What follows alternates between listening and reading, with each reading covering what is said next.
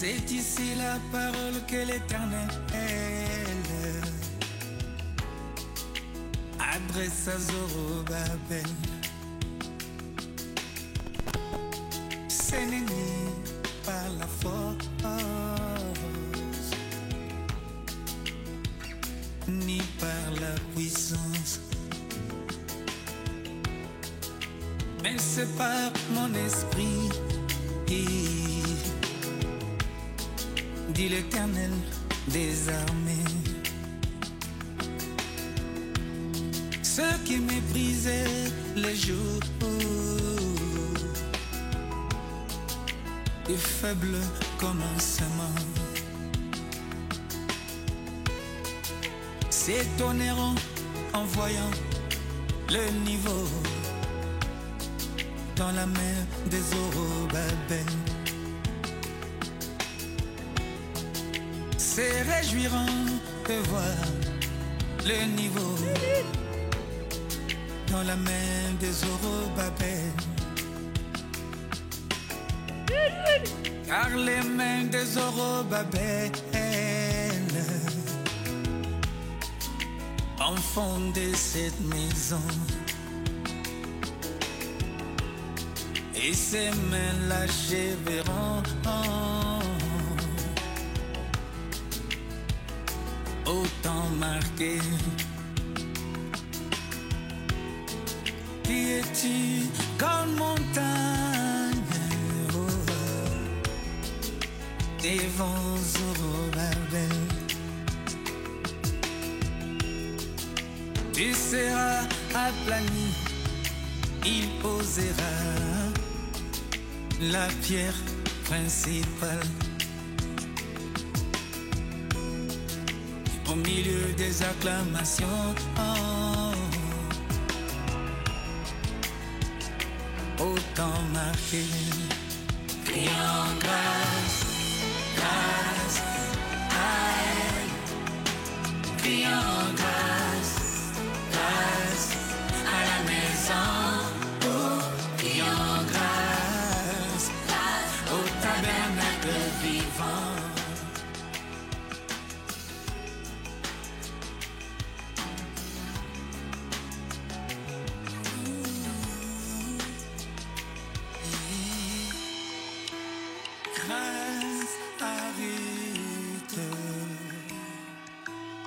La Moabite rachetée, grâce à Rahab, la prostituée sanctifiée, grâce à Marie, cette vierge aura un fils. Grâce à Sarah, la vieille d'Abraham a rajeuni. Oui, celle qui était appelée stérile, et dans son 6e an, yes. Celle qui était appelée stérile éprouve le douleur de l'enfantement. Criant grâce, grâce à elle. Criant grâce, grâce à la maison. Criant grâce, grâce au tabernacle vivant. Criant grâce à Marie, grâce à Sarah.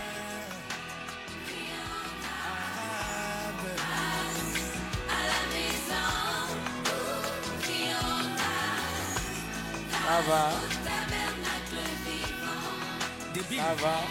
je t'avais dit que les mains de Zorobabel avaient posé le fondement de cette maison. Épouse parole parlait avec Ça Paul, va. disant que je vous ai fiancé à Christ. Que le Seigneur vous bénisse beaucoup. Bwana amebariki zaidi. Maintenant, c'est le marié. Sasa ni mwenyewe kunaoa. C'est le frère Yannick Umba. Ni nduku Yannick Umba. Yannick, c'est vraiment un bon enfant. Yannick ukweli ni mtoto mwema. Alors, c'est bien de le soutenir. Ni mzuri kumsimamia.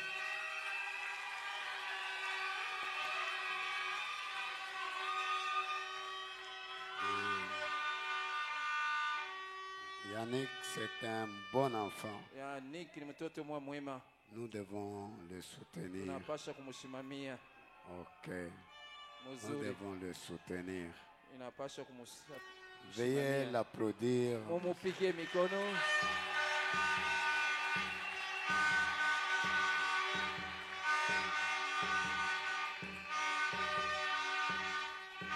Bon. Maintenant, Sasa nous allons apporter ici la sœur Rachel. Sasa tutaleta hapa dada Rachel. Mais que ça ne vous fasse pas un problème. Si Ishimiletee je matatizo. l'appelle Jackie, Kama mimi namuita Jackie, elle porte le nom de maman Jackie. aeko na jina ya mama Jackie.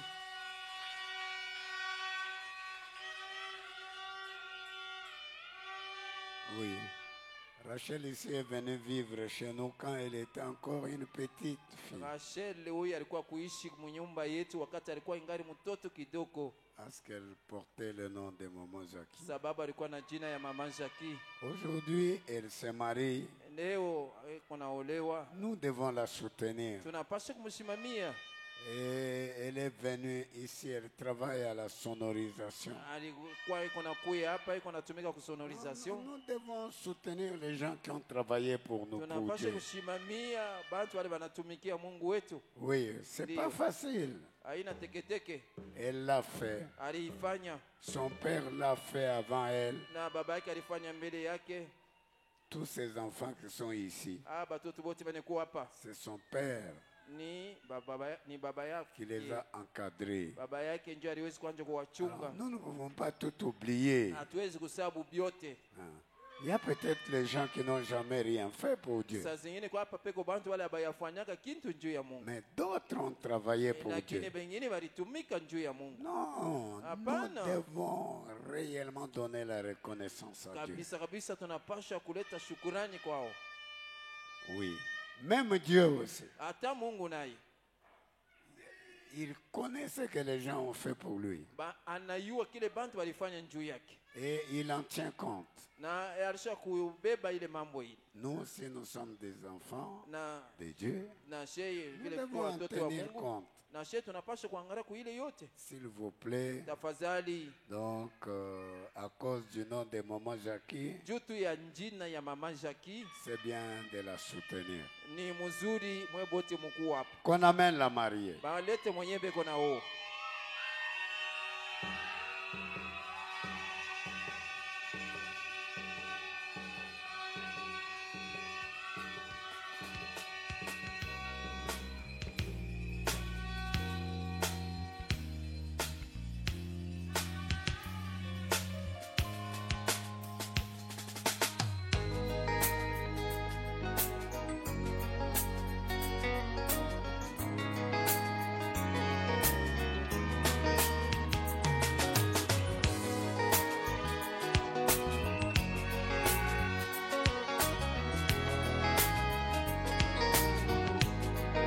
C'était en Israël, précisément chez Abraham, où l'Éternel Dieu des armées s'était manifesté. Lui, le grand Dieu créateur, il entra chez Abraham, mangea avec Abraham, et puis va même du lait. Si Abraham pouvait oser quitter sa maison et aller dire à ses voisins que là chez moi il y a le paradoxe, car le Dieu que vous adorez, le créateur du ciel et de la terre, le Dieu de l'univers, est là chez moi dans mon salon. Qui pouvait le croire? Personne. Qui pouvait le croire? Oh, qui pouvait le croire? Personne. Et personne. Qui pouvait le croire? Qui pouvait le croire? Abraham Zambenanda Konayo. Meyo Zali Boma. Yes.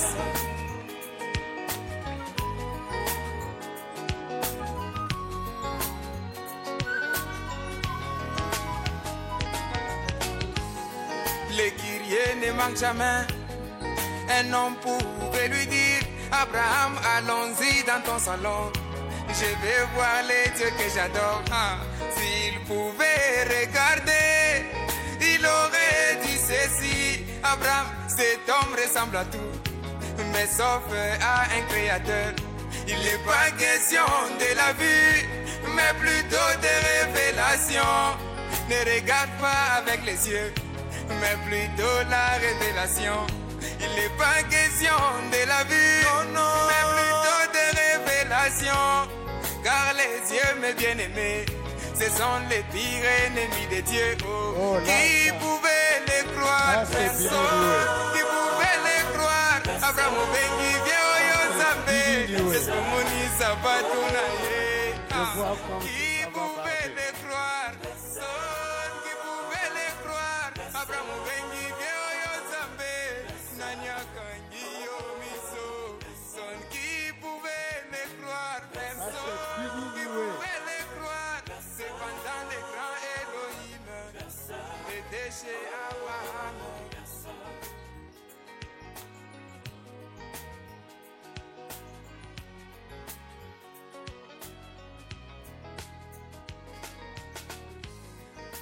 Et dans ces temps d'histoire, le prophète William Branham a déclaré devant les saints, en leur disant, oui ceci, je suis un homme comme vous, moi, je suis né dans les péchés, mais attention, attention, je vois les dieux toutes ces années.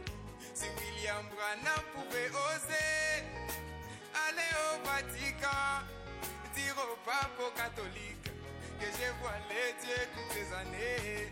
Qui pouvait les croire? Personne qui pouvait les croire. Branham Olobi Obobi Zambé, Atayo Mokoko Pasokae. Son qui pouvait les croire? Personne qui pouvait les croire. Cependant, homme bien-aimé, il a voilé la nuée. Alléluia.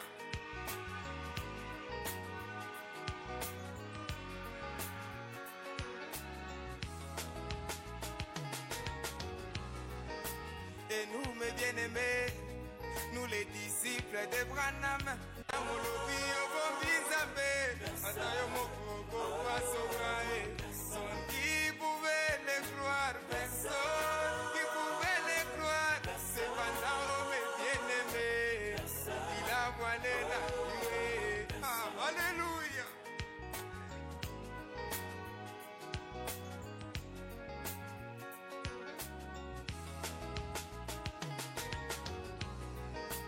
Et nous, mes bien-aimés, nous les disciples de Branham, nous croyons Dieu dans la chair, surtout dans la chair de Frère Branham. Si on les dit aux catholiques, aux pentecôtistes et aux baptistes, aux néo-apostoliques, surtout aux témoins de Jéhovah, ils nous regardent avec mépris et ils éclatent de rire, se disant l'un à l'autre, ces gens sont vraiment des fanatiques. Qui les croit, mes frères? Personne qui les croit, mes frères. Oh, qui les croit, mes frères? Personne. Personne qui les croit, mes frères. Personne qui les croit, mes frères. Oh, qui les croit, frères. Amolobi Obobi Zambé, Atayo Mokoko Pasokae. Son qui pouvait les croire? Personne qui pouvait les croire. Cependant, homme bien-aimé, il a voilé la nuée. Alléluia.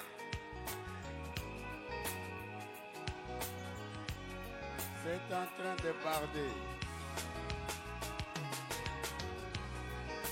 Et nous, mes bien-aimés, nous les disciples de Branham, nous croyons Dieu dans la chair, surtout dans la chair de Frère Branham. Si on les dit aux catholiques, aux pentecôtistes et aux baptistes, aux néo-apostoliques, surtout aux témoins de Jéhovah, ils nous regardent avec mépris et ils éclatent de rire, se disant l'un à l'autre, ces gens sont vraiment des fanatiques. Qui les croit, mes frères, personne qui les croit, mes frères. Oh, qui les croit, mes frères, personne. Personne qui les croit, mes frères, personne qui les croit, mes frères. Oh, qui les croit,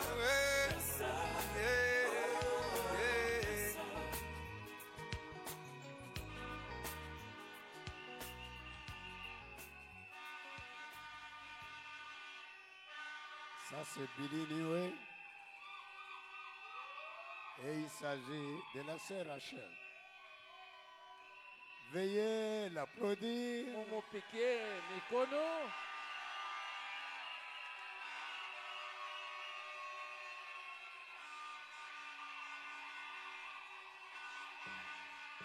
Veuillez l'applaudir.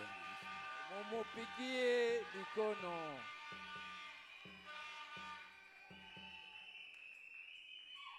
Non, vous n'avez pas applaudi vraiment.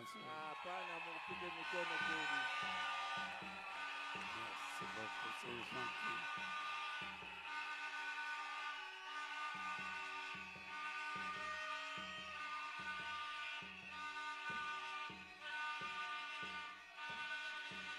Ça, c'est très bien, ça. Ah,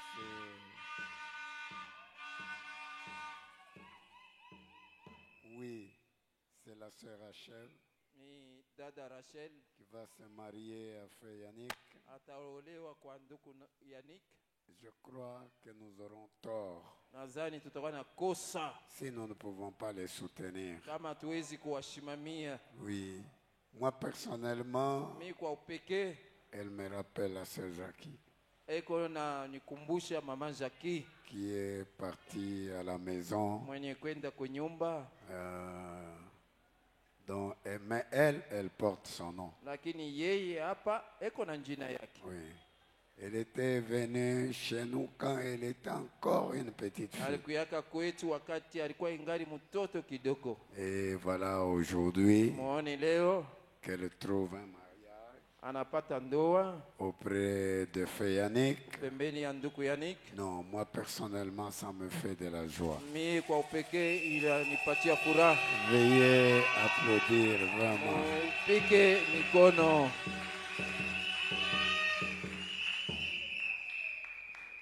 Si je dis Rachel, vous savez que c'est elle. Si je dis Jackie, vous savez que c'est elle. Kama mimi nasema Rachel ni mpaka ye, nikisema Jackie ni mpaka ye.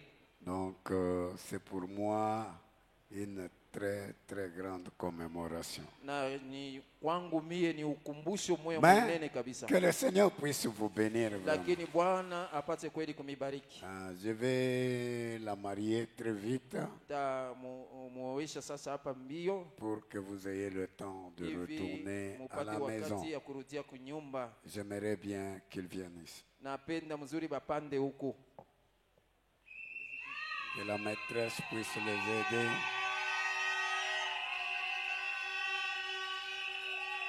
Mais mettez-moi un peu Billy Niwe qui chantait tout à l'heure là. Niweke Billy Niwe mwenye alikuwa Est-ce naimba que sasa hapa. c'est possible pendant qu'il monte, Inawezekana wakati beko napanda monte les marches là? wakati beko napanda vipandio.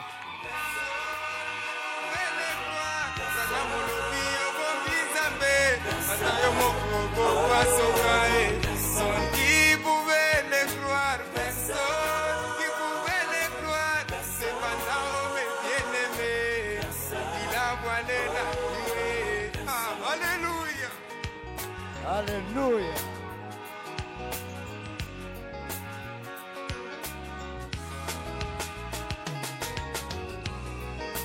Et nous, mes bien-aimés, nous les disciples de Branham, nous croyons Dieu dans la chair, surtout dans la chair de Frère Branham. Si on les dit aux catholiques, aux pentecôtistes et aux baptistes, aux néo-apostoliques, surtout aux témoins de Jéhovah, ils nous regardent avec mépris et ils éclatent de rire, se disant l'un à l'autre, ces gens sont vraiment des fanatiques. Qui les croit, mes frères, personne. Qui les croit, mes frères, oh, qui les croit, mes frères, personne. Et personne qui les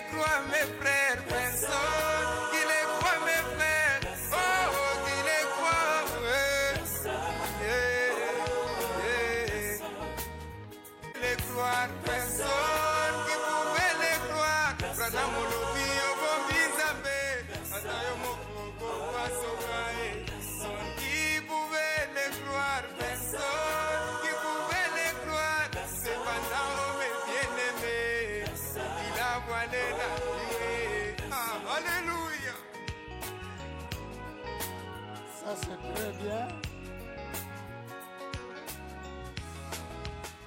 Ça, c'est très bien. Et nous, mes bien-aimés, nous les disciples d'Abraham. Je vois que c'est en train de barder. Non, je vois que vraiment c'est en train de barder. Mimi naona sema kweli biko nasema. C'est en train de barder. Biko na waka tafadhali. Ça barde. Ina waka. Non, que notre Dieu soit loué. Jina Mungu wetu asifiwe.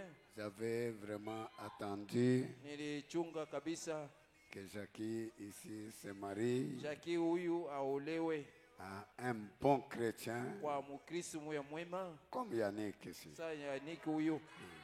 Yannick c'est un bon chrétien. Yannick ni mtoto mwema.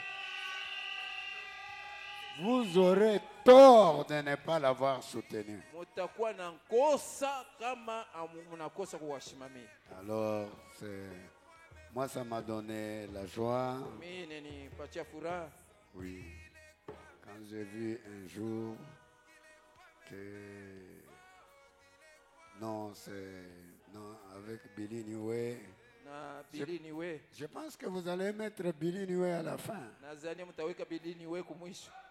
Faut pas mettre des histoires là on va danser, c'est vrai. Aujourd'hui, c'est aujourd'hui. Leo, jo leo. Aujourd'hui, c'est aujourd'hui. Leo, jo leo. Nous allons danser. Tutacheza.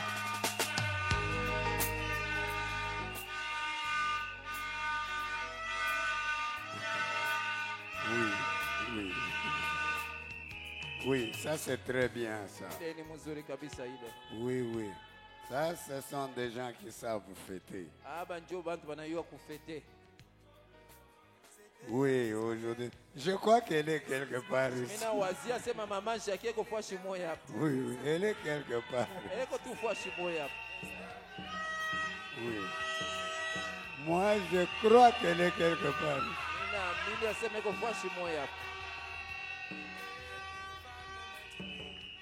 Alors, à cet endroit ici, nous allons consacrer le mariage de frère Yannick et de la sœur Rachel ici. Ou de la sœur Jackie ici. Ce sont des bons chrétiens. Ce sont des très bons chrétiens. Et ce sont des chrétiens, des enfants des chrétiens. Peut-être qu'il y a quelqu'un qui ne connaît pas le révérend William Marion Branham.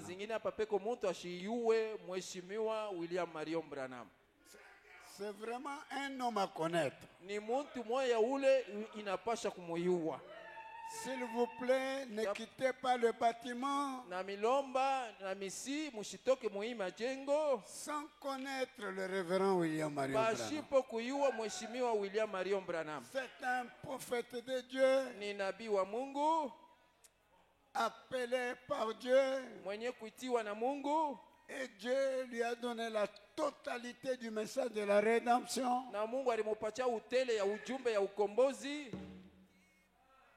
Il lui a donné pour clôturer la dispensation du plan de la rédemption. Et Dieu lui-même, il était entré dans la chair humaine. C'est ce qui fait la gloire du message de Frère Branham.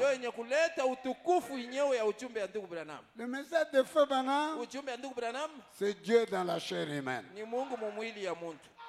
C'est Dieu dans la chair de William Branham.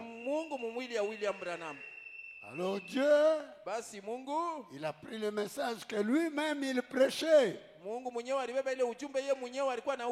avant la fondation du monde. Il a donné à William Branham. C'est ce qu'on appelle la trompette de Dieu. Vous voyez Dieu lui-même en train de sonner de la trompette. Munaona Mungu mwenyewe kunapika baragumu. La dernière trompette. Baragumu ya mwisho. Oh, ça fait du bien. Oh, iko nafurahisha. Personne ne peut le croire. Hakuna mtu anawezi kuamini ile. Que le 7e saut Ya kusema muhuri wa 7 a amené Jésus sur la terre. ilileta Yesu pa bulongo.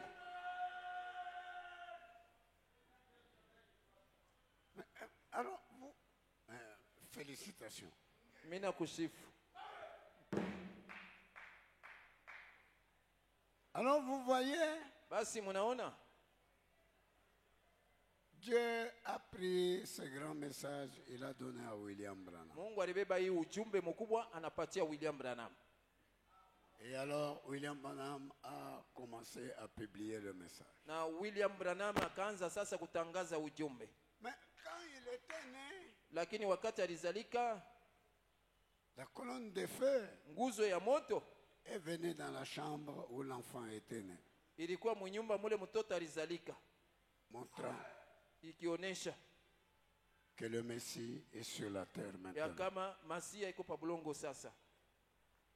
Et William Branham dit que j'ai commencé à prophétiser quand j'étais dans le ventre de ma mère. Na William Branham akaanza kusema ninaanza kutabiri wakati nilikuwa mtumbo ya mama yangu. C'est la vérité, n'est-ce pas? Ni vya kweli sivyo?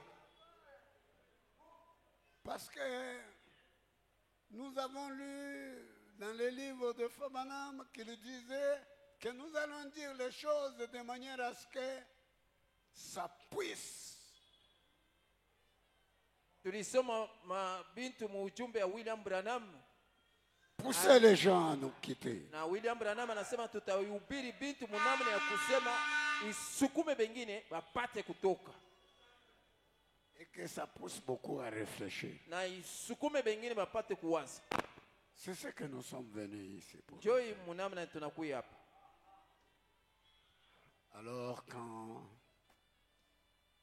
il avait 7 ans, Wakati alikuwa na miaka 7, Dieu lui a parlé dans le peuplier. Mungu alisemezanaka naye mu mamiti, Ne fume pas, ne bois pas, ushifute ushikunywe, ne suis ton corps d'aucune manière. ushichafushe mwili yako munamna yoyote. J'aurai un travail à faire avec toi quand tu seras grand. Takuyaka na kazi moja kufanya na wewe wakati utakuya mkubwa. Alors William Branham Basi William Branham a continué à avoir vision. aliendelea na kupata maonyo. C'est ce qu'on appelle un prophète. Njoo ile banaitaka sema nabii. Vous allez dans la dénomination, Mutaenda muzebu ils appellent un prophète quelqu'un qui raconte ses pensées. na beko naita nabii ule mtu kuna sema tu bintu ya mawazo Mais yake. William Branham, ça c'est un prophète. William Branham huyu ye ni nabii De la catégorie de Moïse. wa mkipimo ya Musa, Plus que Moïse lui-même. kushindia hata Musa mwenyewe. Un prophète de la catégorie de Daniel. Na nabii wa mkipimo ya Daniel, Plus que Daniel lui-même. kushindia hata Daniel mwenyewe.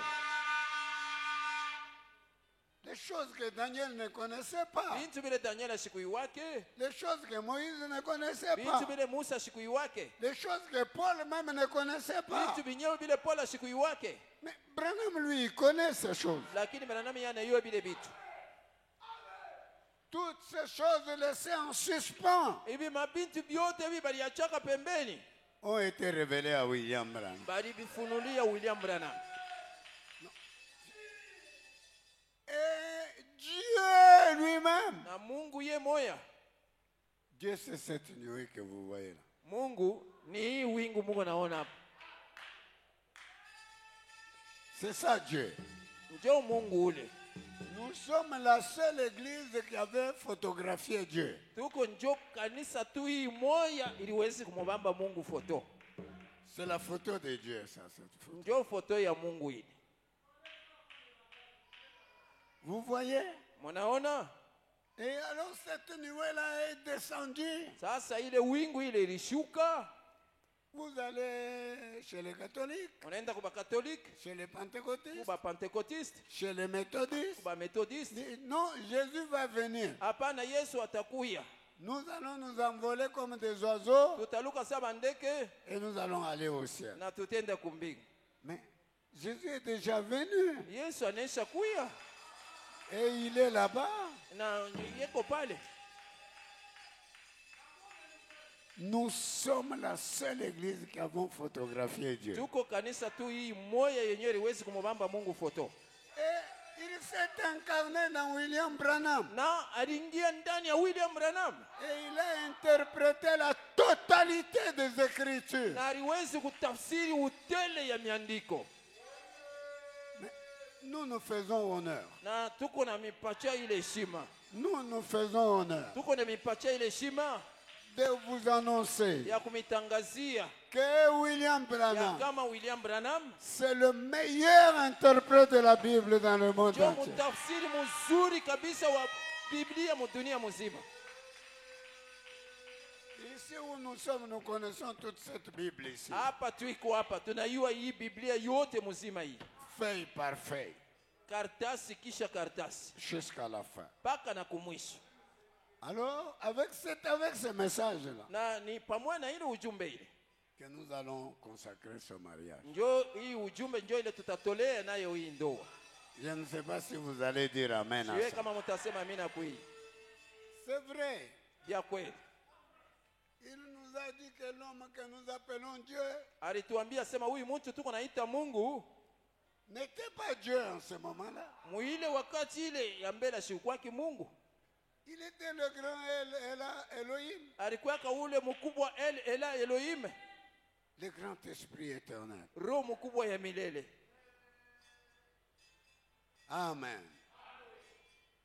Et puis il avait pris un corps Kisha alibebaka mwili moya qu'on appelle Logos. ile beko naita Logos, Et ce corps-là na ile mwili ile ressemble, quand Dieu vous le regardez, wakati mnamwangalia Mungu il ressemble à un homme. anafanana na muntu.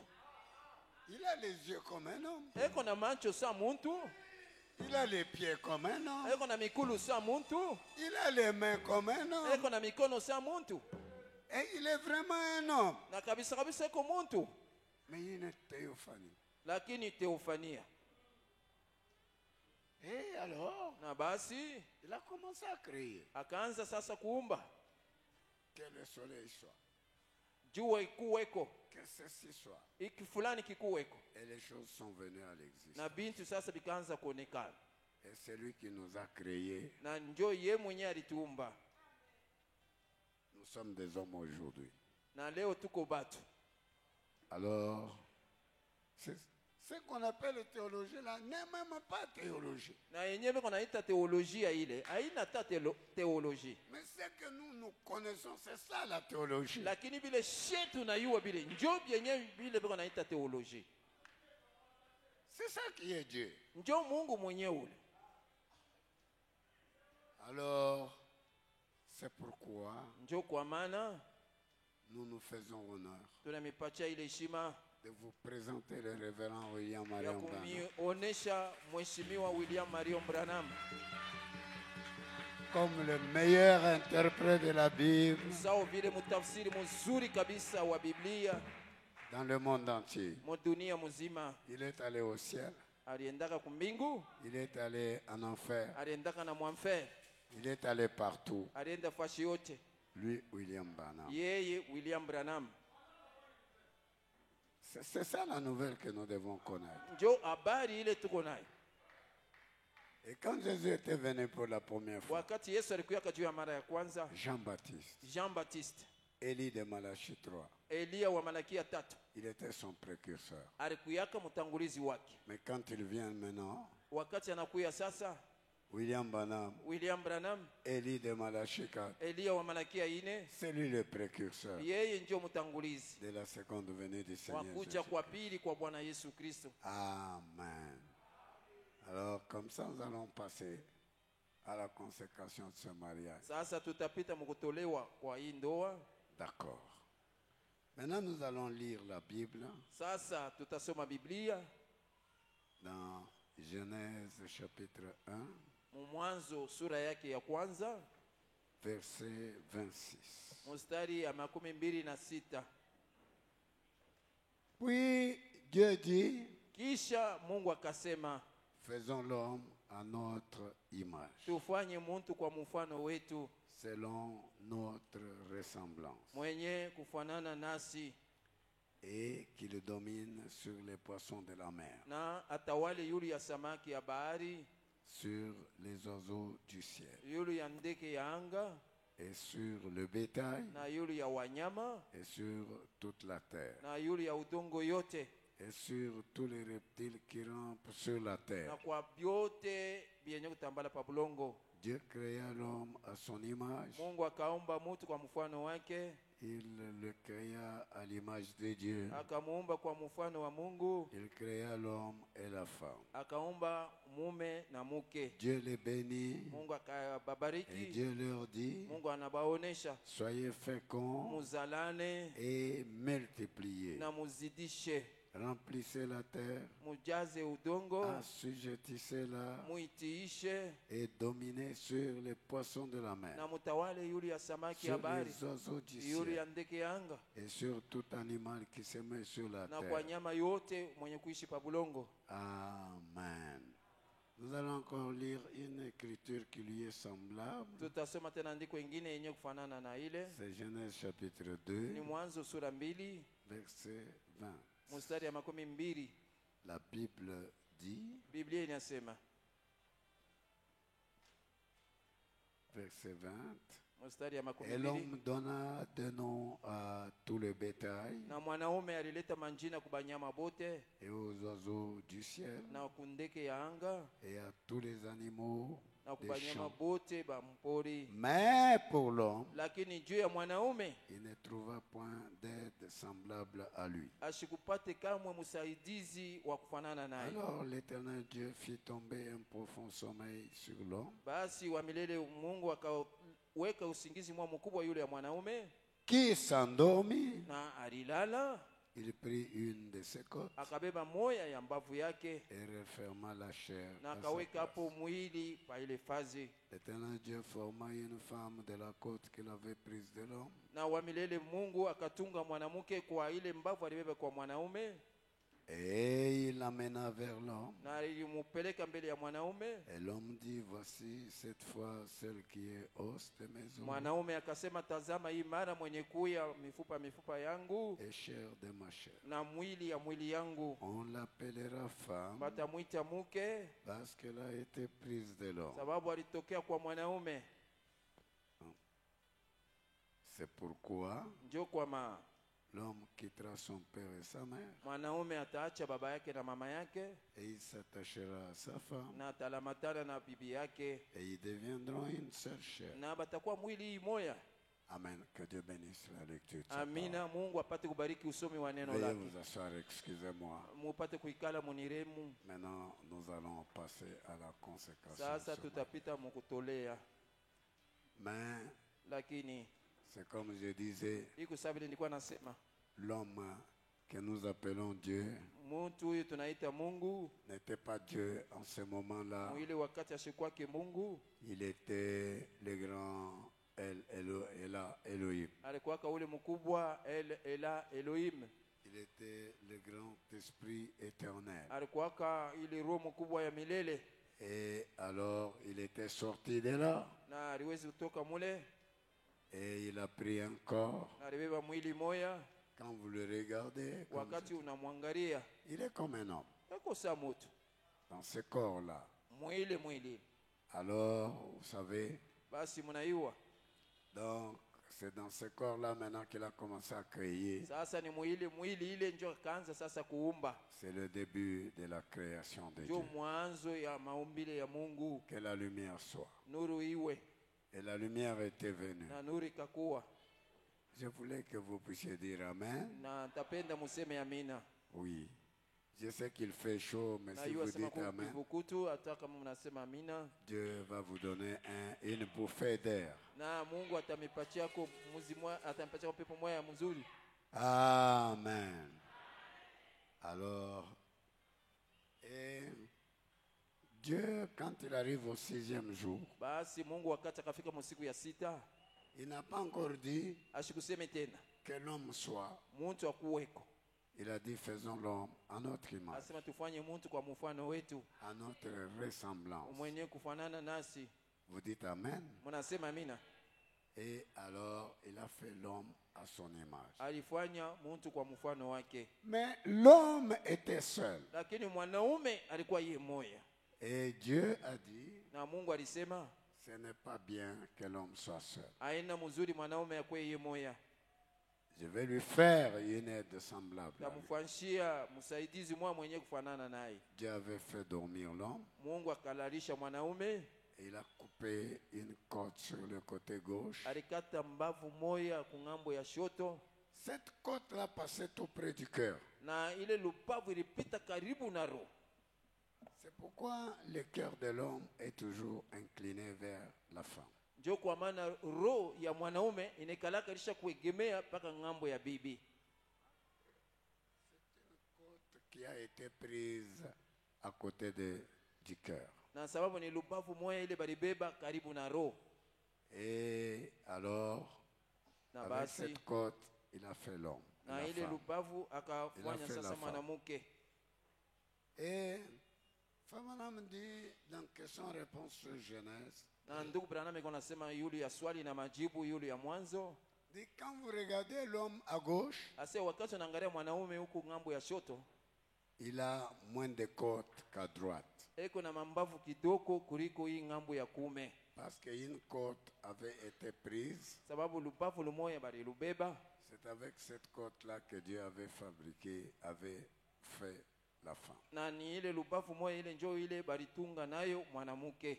Alors, la femme, c'est l'os de ses os Na et c'est la mwanamke chair de ses chairs. ni mifupa ya mifupa yake na mwili ya mwili yake.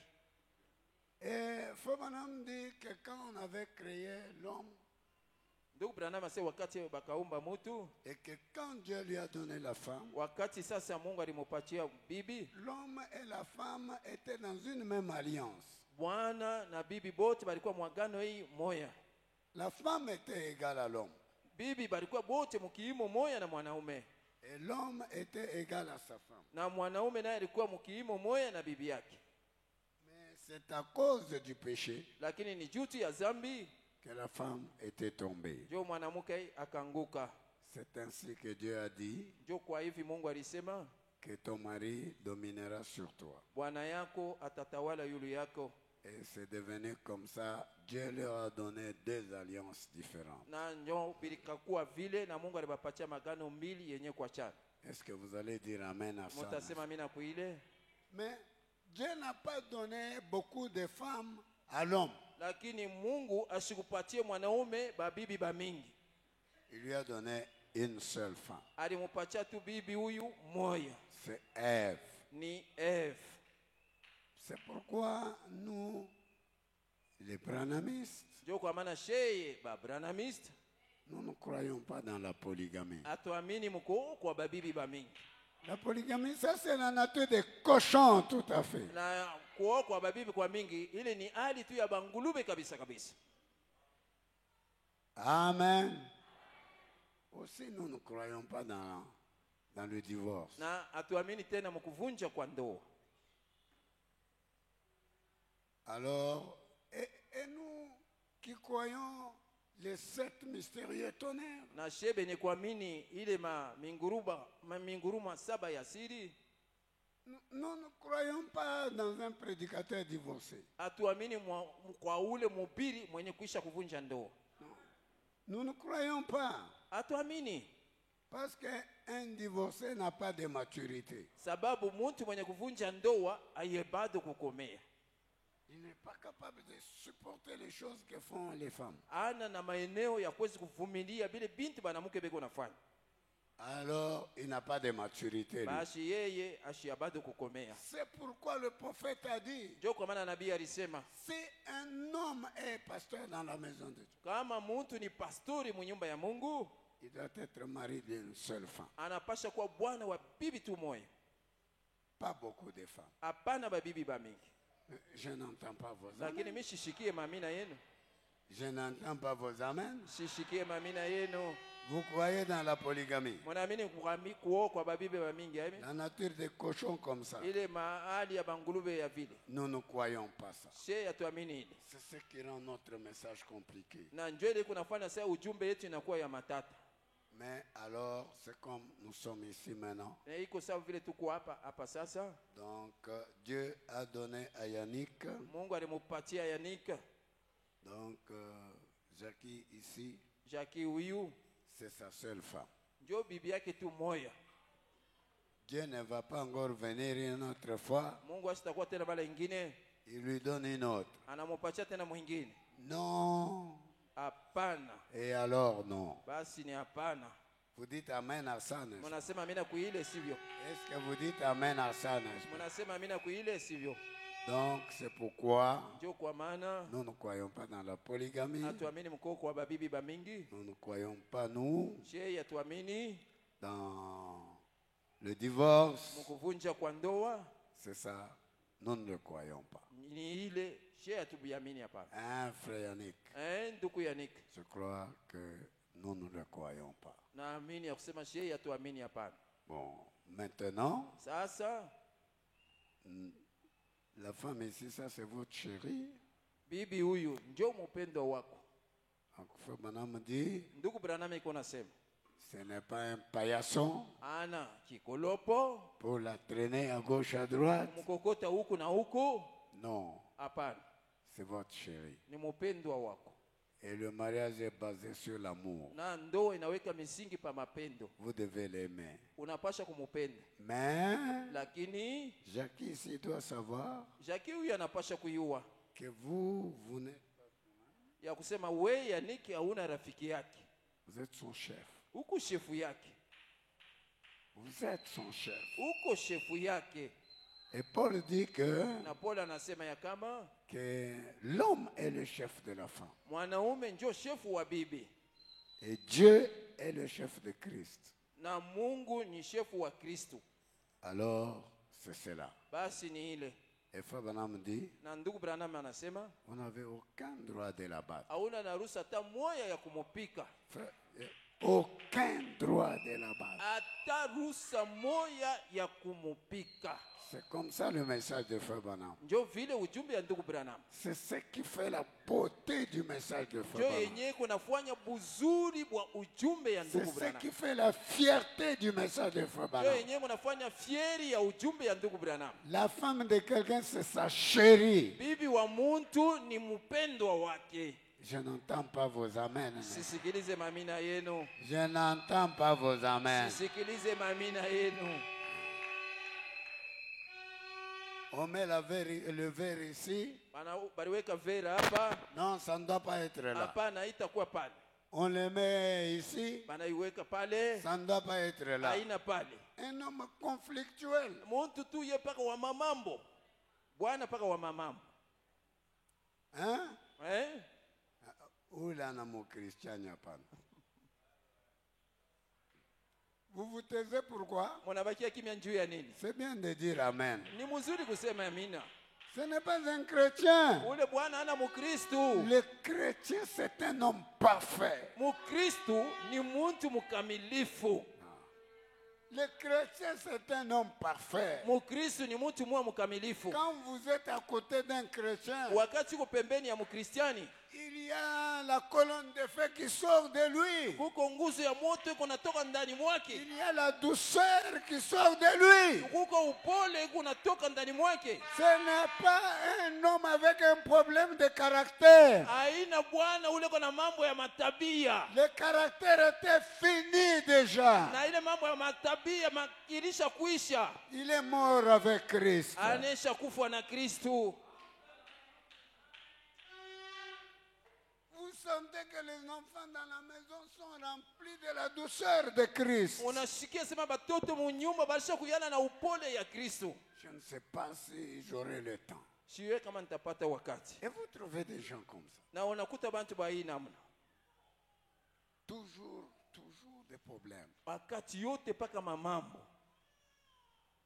Il Il y a de ces femmes-là, quand elles se marient, Kuko paka wale babibi wale wakati anaolewa elles entrent dans des problèmes. anaingia mu mambo sasa. Pourquoi vous avez fait ça? Juu ya nini ulifanya hiki? Pourquoi vous priez comme ça? Juu ya nini kunaomba hivi? Vous priez beaucoup contre moi. Uko naomba sana kupingana na mimi. On ne prie pas contre quelqu'un. Baombake kupingana na mtu. On prie Dieu. Beko naomba ni Mungu. Je ne sais pas qui dit Amen à ça. Sijue ni nani anasema amina kui. Nous avons, le mariage a été restauré. Ndoa barirudisha. Un homme qui se marie, c'est un vrai chrétien. Na ule bwana eko naoa ni mkristiani wa kweli. Et quand vous êtes à côté de lui, Na wakati uko pembeni yake, vous sentez la fraîcheur. uko nasikia kabaridi tu kamoya hivi. Vous sentez la bénédiction. Uko nasikiliza ile baraka. Vous sentez la beauté du message. Uko nasikiliza ile buzuri bwa ujumbe. Pas un homme, tout ce qu'il connaît sont des citations. Hapana tu bwana yeye bila na yote paka miandiko. Mais Dieu qui est dans la citation, Lakini Mungu mwenye kuwa mu miandiko il ne le connaît pas. ashimuyuwe. Je crois peut-être s'il y a quelqu'un comme ça ici. Na sani saa zingine kama kuwa mtu wa vile hapa, Je ne sais pas. mishi yuwe. Mais Lakini la femme, bibi c'est votre amour. njo mapendo yako. Est-ce que vous dites Amen à ça? n'est-ce pas? Unasema amina kuhisi vyo. C'est votre amour. Ni mapendo yako. Il faut quand quelqu'un se marie, Inapasha wakati bwana naoa, elle sent que ça, c'est ça le mariage. aye anashika sema hii njo ndoa hii. Mais Fabana me dit, Lakini ndugu Branham anasema il y a de ces femmes-là, kuko wale babibi bale quand elles se marient à cet homme-là, wakati anaolewa na ule bwana ule elles entrent en enfer. anaingia sasa mwanfer. Elle entre en enfer. Anaingia mwanfer. Si c'est bien, c'est un jour. Kama mambo iko mzuri ni siku tu moja. Tous les jours sont des problèmes. Siku yote ni paka mamambo. Elle entre dans la maison, Anaingia mnyumba, les problèmes commencent. mambo inaanza. C'est-à-dire, dans sa tête-là, il pensait quand ma femme va venir, les problèmes vont commencer. Alikuwa na wazi asema wakati bibi yangu atakuya pale mamambo itaanza. Mouloji moye. Ule yetu ni muloji kabisa. Les chrétiens, un chrétien, c'est comme le saumon. Na mukristiani iko sa vile ule samaki munene. Il retourne toujours aux eaux de sa naissance. Eko narudia wakati yote paka kuile maya Donc vous alizalikiaka kule. sentez que c'est un chrétien. Unasikia usema huyu ni mukristiani. Quand il parle, il est Wakati chrétien. eko nasema eko mukristiani. Quand il agit, il est chrétien. Wakati eko natenda eko mukristiani. Quand il vit, il est chrétien. Wakati eko naishi unaona sema ni mukristiani. Est-ce que vous dites Amen à ça? Unasema amina kuhii. Mais j'aime entendre vos Amen. Lakini napenda nisikie mamina yenu.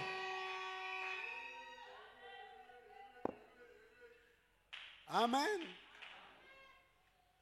Il y a des gens qui ne sont pas des chrétiens. Kuko bantu abana ba kristiani. Je me réserve de dire quelque chose. Mimi nalichunga nisiseme kwa kintu mwa fulani. Point. Nukta. Mais vous voyez que c'est un homme mort, c'est un démon. Unaona sema huyu ni bwana kumbi ni mpepo mchafu.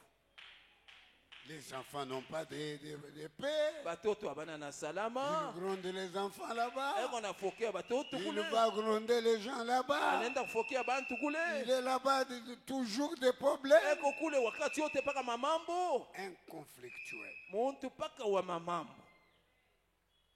Mais Lakini un chrétien, mukristiani c'est Dieu ni Mungu dans un chrétien. ndani ya Mukristo.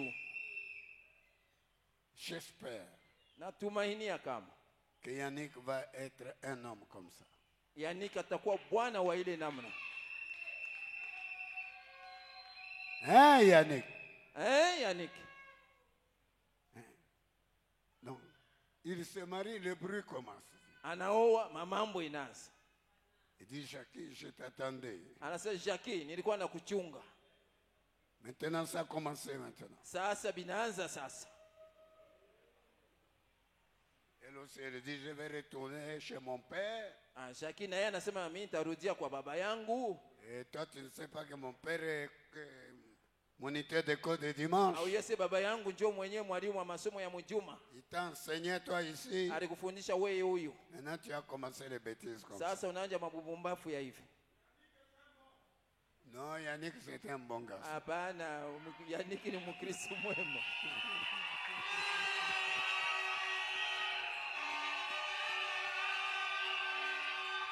Amen. Amen. Nous voulons marier nos filles aux chrétiens. Tunapenda kuoesha batoto wetu banamuke kuba Kristiani. Papa Crispin, il faut qu'on parle. Papa Crispin inapasha tuseme. Oui. Mon père était directeur d'école de dimanche. Baba yangu njoo alikuwa mkubwa wa masomo ya mjuma.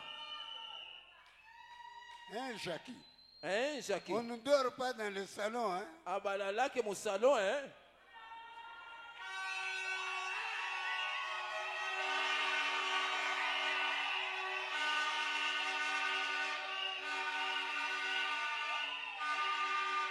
Hein, Jackie? Jackie? On ne dort pas dans le salon. Abalalake mu salon. Le salon, c'est pour manger et pour boire. Mu salon ni juu ya kulia na kunywa. Et vous prenez le matelas. Kisha wewe unabeba matela. Vous dormez dans le salon. Unalala mu salon. Nous ne croyons pas des bêtises. Ce sont des fatras. Atuamini mubinti ya ovyo bya hii namuna. Quand quelqu'un vient chez vous, wakati mtu anakuja kwenu, banaanza kuya juu akula binti yetu. C'est comme ça. Ndio vile. C'est comme ça les jeunes femmes. Ndio vile babibi ba sasa. Ils sont venus maintenant pour manger nos choses. Babibi baingali babiana aba ndio banakuja sasa kulia bintu vyetu. Mais finalement, mwisho ya toi aussi tu as mangé les choses des autres. Na wewe ulikulia mabintu ya bengine.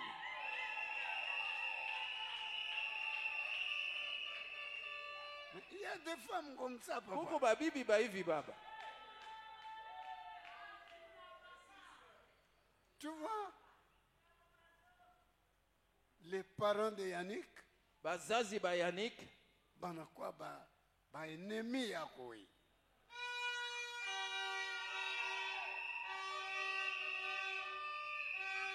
Mais j'aime les gens qui peuvent dire amen en ce moment. Napenda bantu wale wanaanza kusema amina muhii wakati. Nous enseignons les femmes. Tuko nafundisha babibi. Les femmes n'aiment pas les parents de son mari. Babibi abapendake bazazi ba bwana yake. Elles n'aiment pas les frères et les sœurs du mari. Abapendake banduku banaume na banduku banamuke ba bwana yake. Mais pourquoi vous ne dites pas amen? Juu ya nini amuseme amina? Ce sont des caractères païens Ile ni matabia ya kipagano. que les gens mangent. Bantu bakurie. Yannick va acheter. Yannick atauza.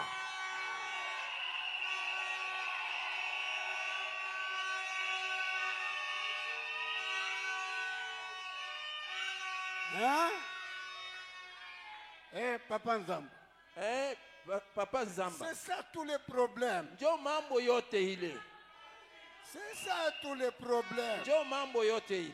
Consacrer le mariage, c'est consacrer les problèmes. Ni kutolea ndoa inakuwa sasa ni kutolea mamambo sasa. Mais nous consacrons le mariage. Lakini sisi tuko natolea ni ndoa. Tubantu tule tuko nakuya juu ya kula bintu yetu. Comment ça? Namna gani vile? Vous voyez? Munaona? vous, que les gens mangent, Yannick va acheter. Jackie, bantu bakurie. Yannick atauza.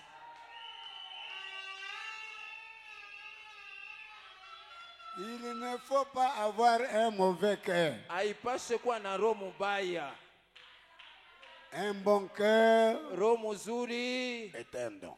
ni kipaji.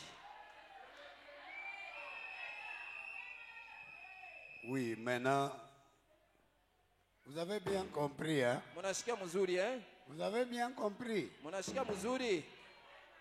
Est-ce que vous avez bien compris? Munashikia mzuri. Yannick, vous avez compris? Yannick unashikia?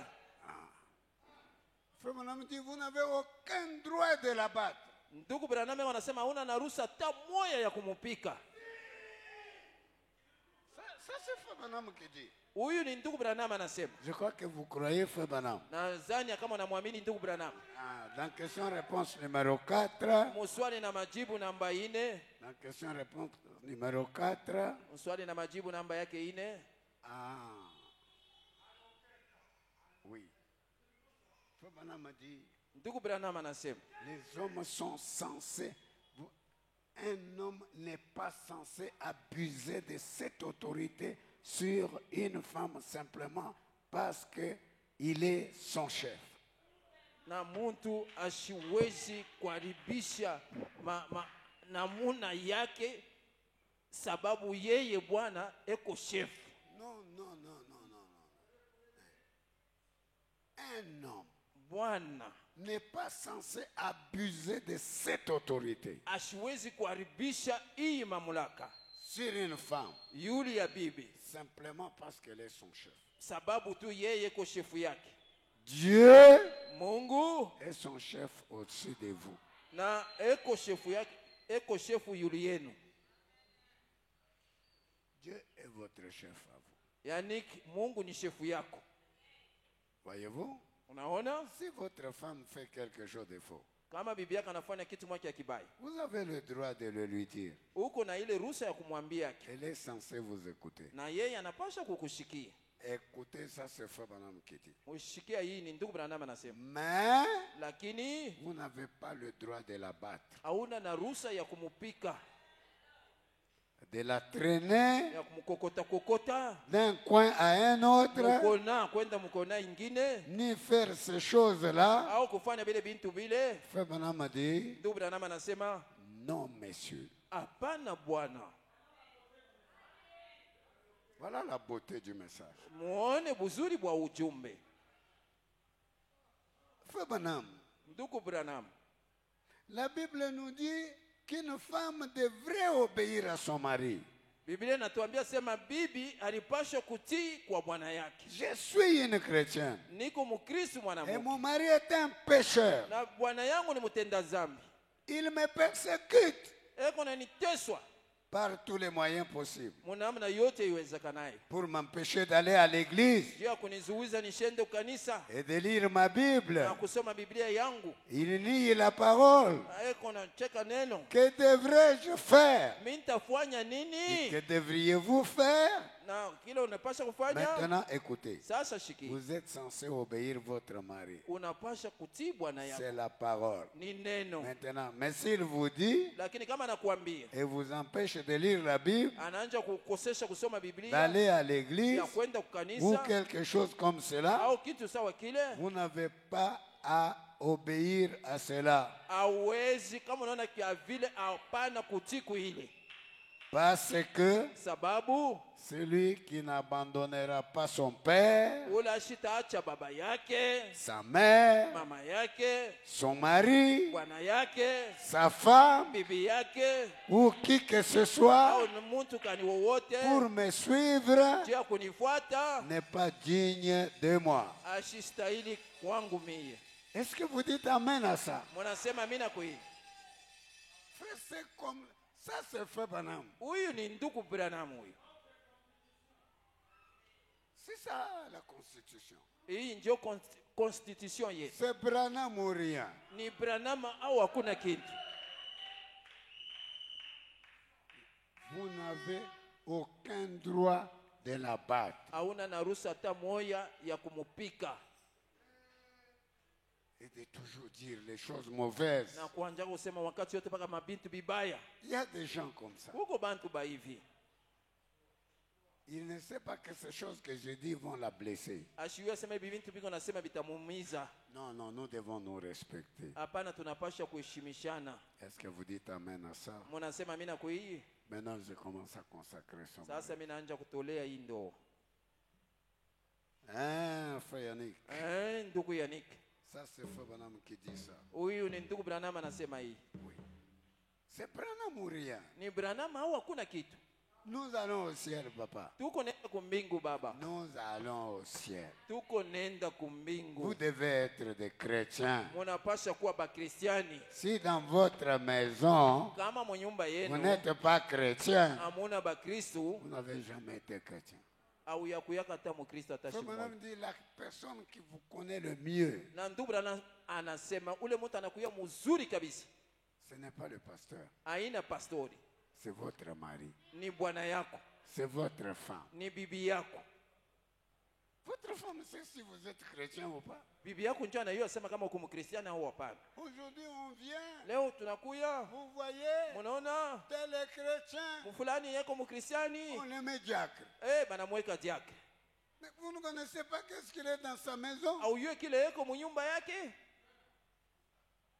C'est un démon tout à fait. Ni demo tu kabisa kabisa. Il entre dans la maison, les problèmes commencent. Anaingia munyumba mamambo inaanza. Non, l'église commence dans la maison. Kanisa inaanziaka ni munyumba.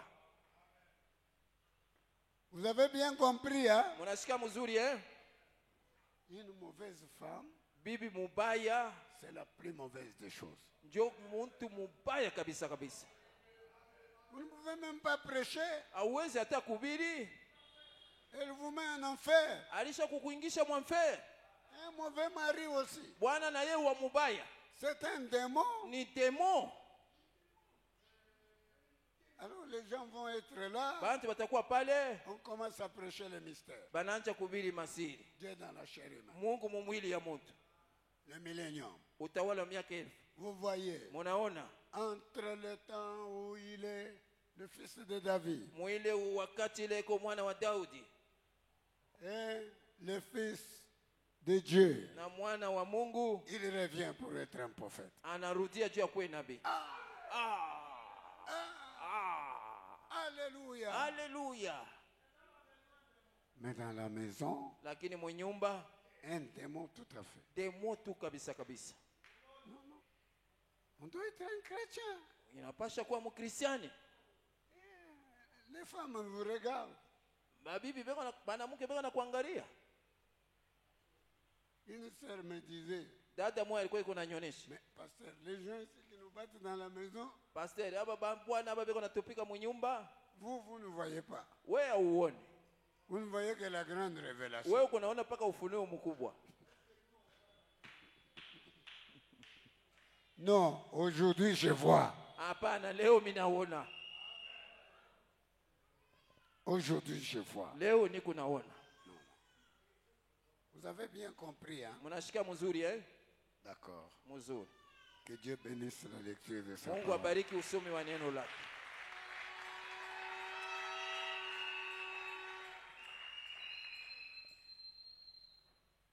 Un homme qui n'a même pas maîtrisé le christianisme, Bwana ule ashiabado kushika hata mzuri mkristiani. on le met pasteur. Banamweka anakuwa pastor. On le met le diacre. Banamweka diakre. On le met le chanteur de musique. Banamweka pale mwimbaji wa mimo. Mais faut me dire, vous prenez un chanteur de hillbilly. Na ndugu Branham anasema mnabeba mwimbaji wa ilibili. Ma chanson folklorique. Ile mamimbo ya kia kwenu ile. Et vous le mettez à la chair. Na unamweka kumimbali. Vous le retirez de sa maison remplie de rats. Unamutosha mnyumba yake mwenye kuyala bampanya. C'est dans sa maison, les rats vous passent sur les pieds. Mnyumba yake bampanya beko napita yule mikulu. Et les petits rats vous mangent. Tumpanya tule tulokotoloko tunaanza kuumiza. Mais demain, il est Il est pasteur maintenant. na kesho sasa anakuwa pastori. Non, non. Hapana, Nous devons être des chrétiens. tunapasha kuwa bakristiani. Laissez-moi maintenant consacrer ce mariage. Uniache sasa nitolee hii ndoa. J'ai parlé assez. Mimi naisha kusema bia mingi. J'ai parlé assez. Nilisema mingi. Oui. Maintenant, Sasa d'accord. Fobanam dit, ndugu Branham anasema, à qui demanderai-je kwa nani ule mimi nitalomba pour que cette femme juu ya huyu bibi devienne l'épouse de cet homme? akuye bibi wa huyu bwana? Le père de la mariée Baba wa ule beko na oa répond à moi. anajibu kwangu.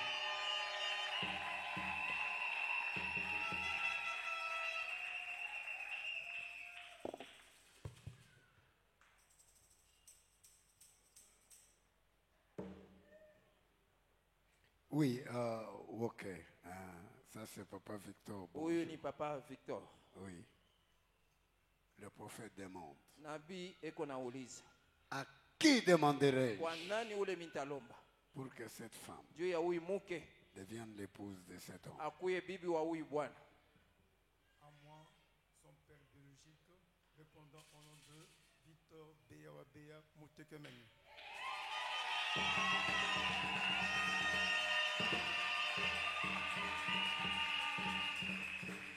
Merci. Asante. Si c'est vous, Kama ni weye, prenez sa main droite beba mkono yake ya kume, et mettez dans la main droite de Yannick. uiweke mkono ya kume ya Yannick.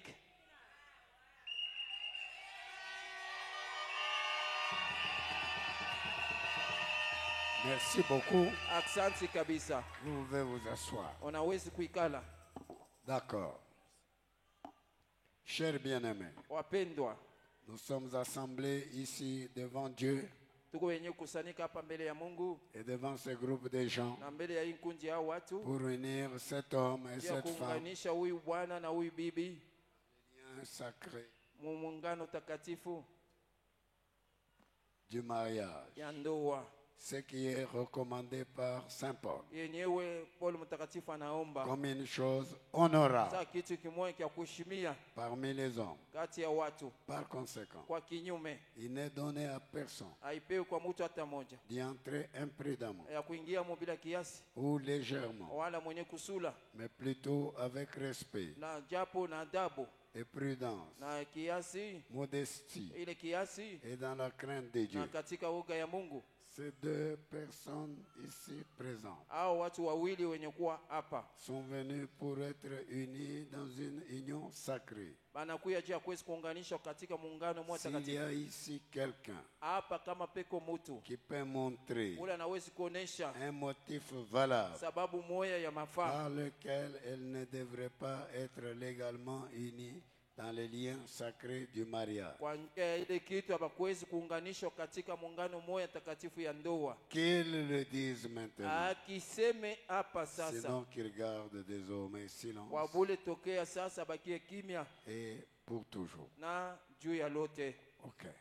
Sawa, Inclinons nos têtes. tuinamisheni bichwa yetu.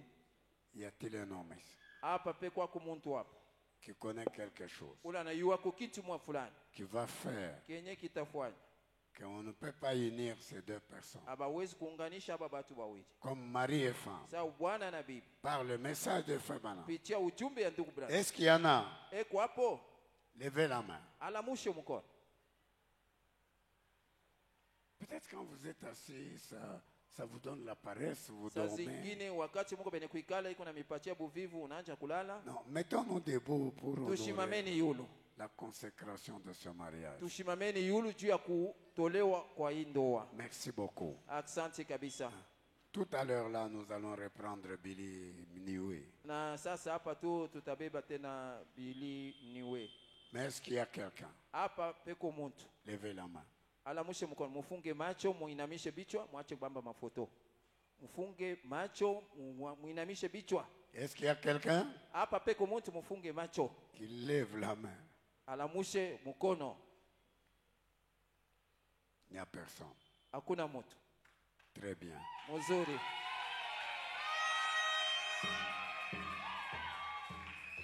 J'exigerai et vous demanderai à vous deux, mintamidai na mintamilomba kwa mwe bawili, car vous répondrez sûrement au jour du jugement, kwani mutajibu kweli mushiku ya kusamba, quand les secrets de tous les cœurs seront dévoilés, wakati masiri ya mioyo yote itafunuliwa. que si l'un de vous connaît un quelconque obstacle Kama mmoja wenu anajua kwa kizuizo moja fulani qui empêcherait que vous soyez légalement unis dans les liens sacrés de mariage, kile kitazuiza sema mshipate kuunganishwa katika muungano mmoja takatifu ya qu'il le confesse maintenant, akiseme hapa sasa, car soyez-en assurés kwa hii mambo muhakikishwe, que tout couple uni autrement que ne l'autorise la parole de Dieu na ndoa yote yenye kuunganishwa munamna ile yashipo kustahiliwa na vile neno ya son Mungu inasema, mariage n'est pas légal. ile ndoa haistahili. Ok, frère Yannick, Ndugu Yannick, vous connaissez quelque chose? unajua kwa kitu fulani? Non, pasteur, je ne connais rien. Merci.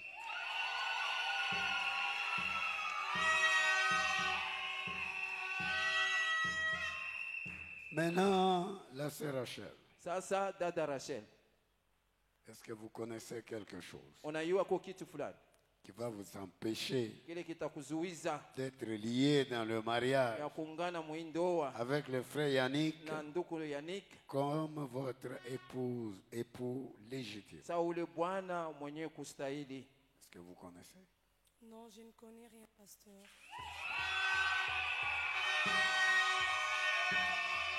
D'accord.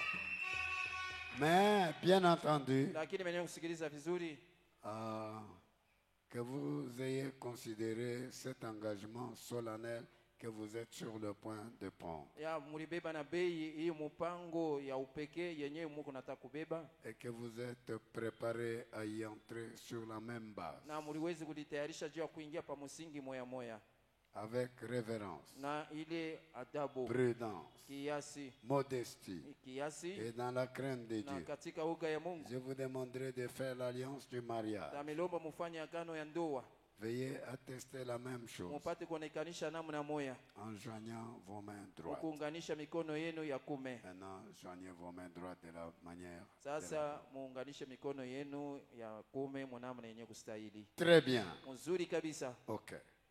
Maintenant, Sasa frère Yannick, ndugu Yannick, acceptez-vous cette femme unachika huyu bibi comme votre épouse légitime sababu bibi mwenyewe mwenye pour kustahili vivre avec elle dans cette union sacrée de mariage? pia kuishi naye muhimu muungano takatifu ya ndoa? Promettez-vous de l'aimer, Unalaka kumupenda, de l'honorer, kumheshimisha, de la chérir, kumupenda kabisa, de l'assister kumsaidia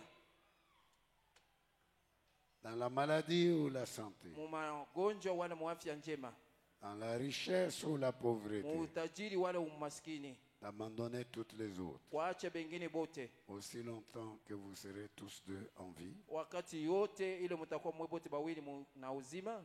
je le promets. Oui, je le promets.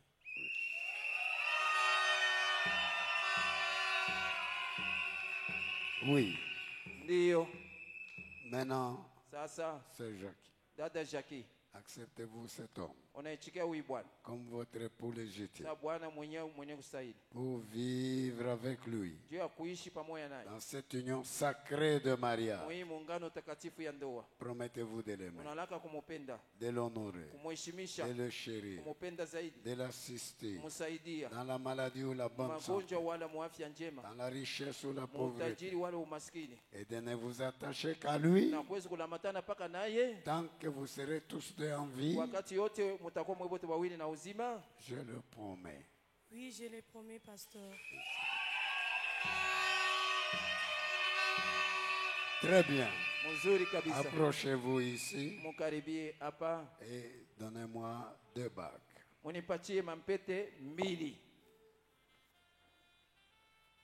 Mulete mampete.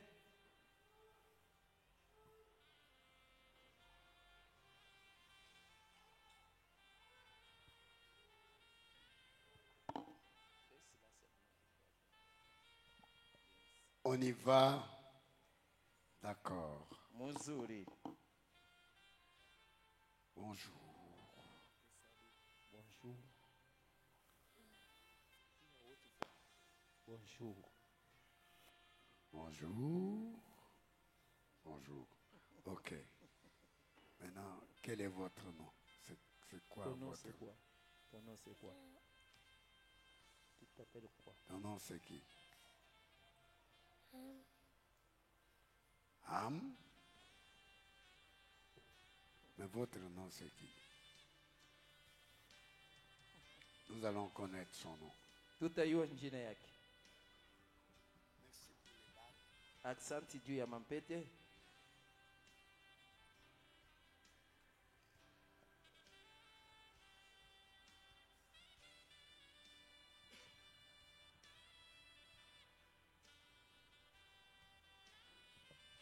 Merci beaucoup, chérie. Aksanti kabisa mpendwa. D'accord. Mzuri. Veuillez vous asseoir. Hein? Veuillez aller vous asseoir, n'est-ce pas? Je crois que vous allez venir. Non, elle, si elle marche sur le voile, c'est un honneur. Oui, parce qu'elle a apporté les bagues. Merci beaucoup. Elle ne nous a pas dit son nom. Ashikutuonesha jina yake. Vous ne pouvez pas nous dire son nom. Ashikuwezi kutuonesha jina yake. Oui. Fais Yannick maintenant. Ndugu Yaniki sasa. Votre bague, c'est laquelle? Lupete yako ni lwa wapi? Oui. Vous donnez à la sœur Rachel votre bague. Weye unapatia lupete yako dada Rachel. Vous lui donnez. Umupatie lo. D'accord. Ça, c'est votre bague. Vous prenez sa bague. Weye beba lupete yake. Très bien. Mais vos bagues sont différentes. Pourquoi? Vos bagues sont différentes. Pourquoi? Mampeto yenu iko ya yenye kuachana njuu ya nini? D'accord. Mzuri. Maintenant, regardez à l'assemblée. Mwangalie kule. Mwangalie kumakutano. D'accord. Fais Yannick montrer cette bague-là. Ndugu Yannick onesha ile lupete ile. Oui. Avec cette bague, sœur Rachel, Avec cette bague, sœur Rachel, je vous prends en mariage. je vous prends en mariage.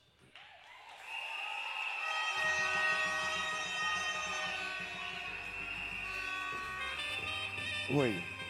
Ndiyo. Et maintenant, c'est le tour d'Arachel. Hapa sasa ni turi ya dada Rachel. Très bien. Mzuri zaidi. Rachel, montrez votre bague. Dada Rachel onesha lupete yako. Avec cette bague, avec cette bague, Avec cette bague, frère Yannick, frère Yannick, je vous accepte en mariage. je vous accepte en mariage.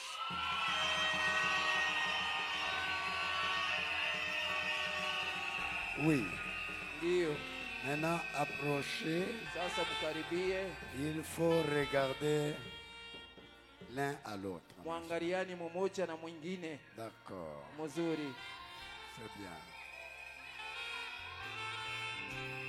D'accord. Mzuri. Fais Yannick Ndugu Yannick, et vous mettez à Darachel sa bague vuarisha dada Rachel lupete yake.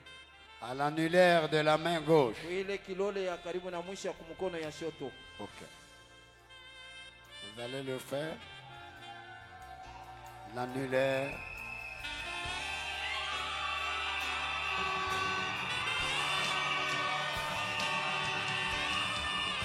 D'accord.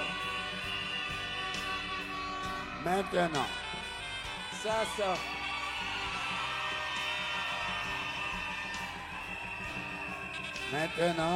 sasa Darachel, dada Rachel vous mettez un frère Yannick vuarisha dada ndugu Yannick sa bague lupete yake à l'annulaire de la main gauche. kilole ya karibu na mwisho ya mkono ya shoto.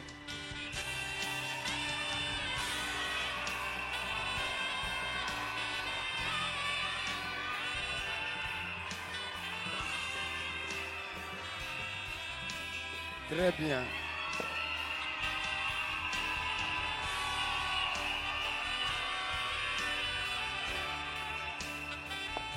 Maintenant, approchez-vous. Sasa mukaribie hapa. D'accord. muzuri. Tournez vers l'est. Mwangalie kumashariki.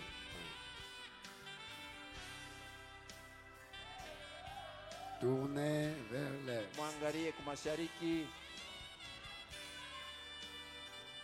Tournez vers l'est. Mugeuke kumashariki. Approchez-vous un peu. Mukaribieko kiloko. Très bien. Muzuri. Ok. Muzuri. Sœur Rachel, Dada Rachel, mettez votre main d'abord. tangulia mbele kuweka mkono yako. D'accord. Muzuri. Frère Yannick, Ndugu Yannick, mettez votre main ensuite. weka mkono yako kisha. Avec l'autre main, Na ile mkono ingine inabakia, soutenez ma Bible. mukamate chini ya Biblia yangu humu.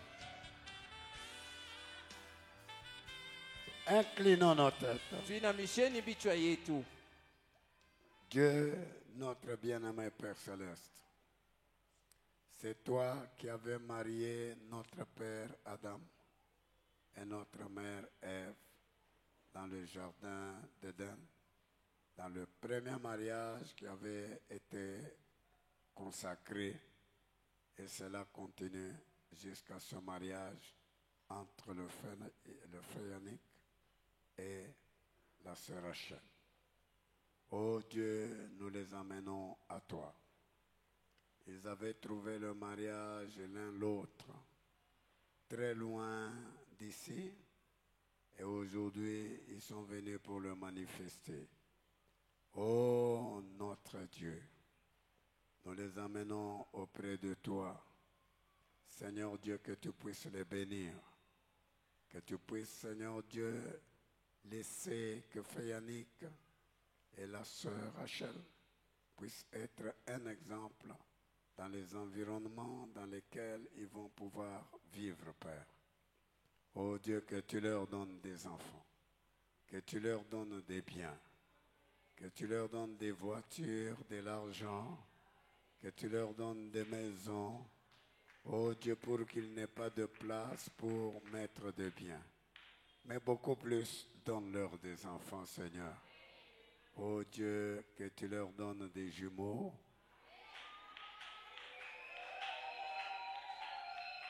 Toi, tu es Dieu, Père, pour les rendre heureux, qu'ils puissent être comme Rebecca et Isaac, qu'ils puissent marcher dans les routes de la vie avec leurs bras remplis de bénédictions. Oh Dieu, viens et bénis-les, Seigneur. Et Isaac et Rebecca avaient des enfants bien éduqués. Et que tu leur donnes des enfants bien éduqués, des enfants chrétiens, et même qu'ils soient des chrétiens, et même qu'ils aient une maison exemplaire, une maison modèle, Seigneur. Éloigne la maladie, la mort et les accidents. Oh Dieu, que tu combattes ceux qui vont les combattre. Et que tu puisses, oh Dieu, approuver ceux qui les approuvent. Accorde-leur, Seigneur.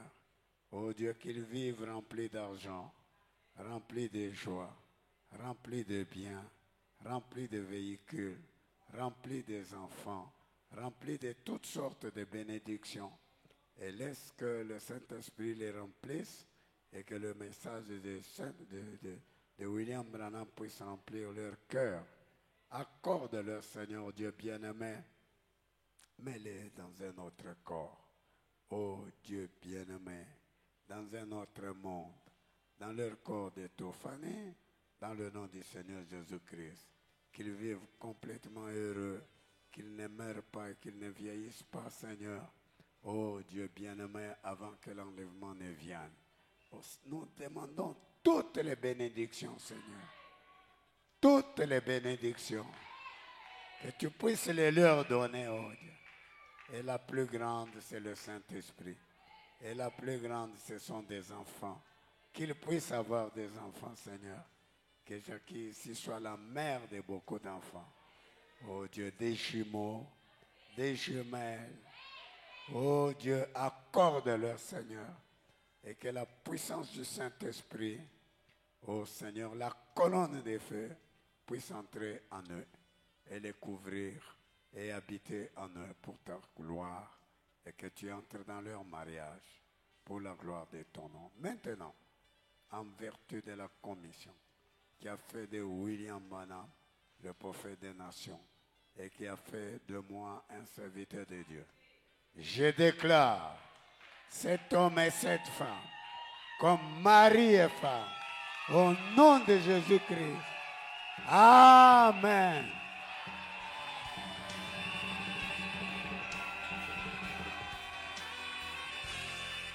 Ok. Que vous puissiez réellement être bénis, loin de la maladie, loin de la mort, Barikiwe kabisa, mbali na magonjwa, mbali na lufu. et que Dieu vous donne des enfants, Mungu amipatie batoto, qu'il vous donne son esprit, amipatie roho yake, l'obéissance à sa parole, utiifu kuneno yake, et que vous soyez réellement ses enfants, na kabisa kabisa mukwe batoto yake. qu'il vous mette dans un autre corps, Amiweke mu mwili mwa ingine, dans une autre dimension, mukipande mwa ingine, au nom de Jésus. mu jina Yesu. Amen. Amen.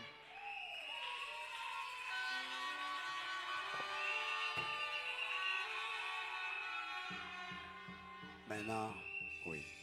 Essayez de retourner là-bas. Murudie pale. Et Na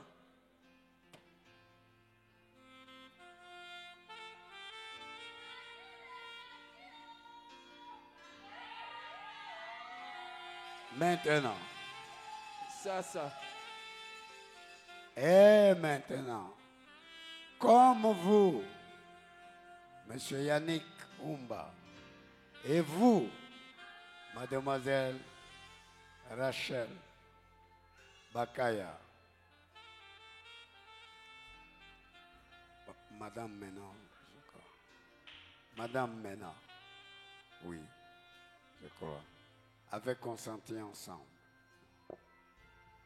dans le mariage et avaient engagé votre foi l'un l'autre dans la présence de Dieu et de cette congrégation. Et vous avez confirmé par vos mains jointes en donnant, en recevant le signe de l'alliance. Maintenant donc, dans le nom du Seigneur Jésus-Christ, je déclare officiellement cet homme et cette femme comme mari et femme dans le nom de Jésus-Christ. Amen.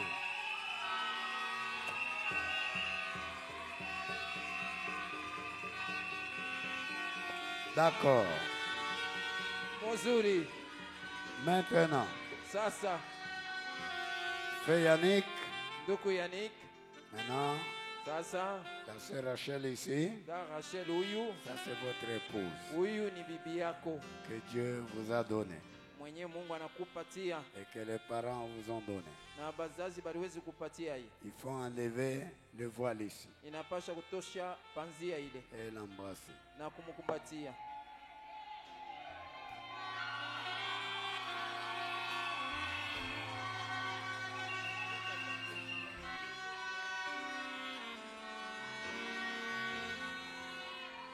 D'accord.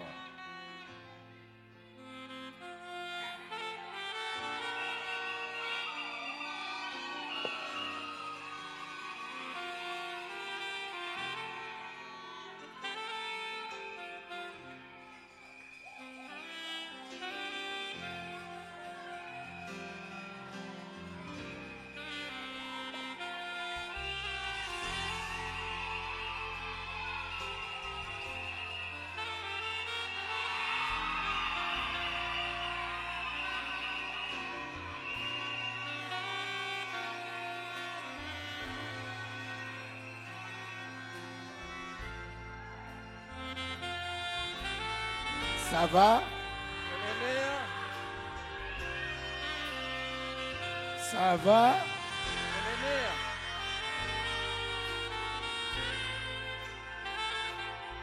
Ok. L'embrasser, Ni kusema kama banasema kumwambrase c'est la baiser ni kumubeze sur les lèvres. milomo. Allez-y maintenant. Mwende sasa.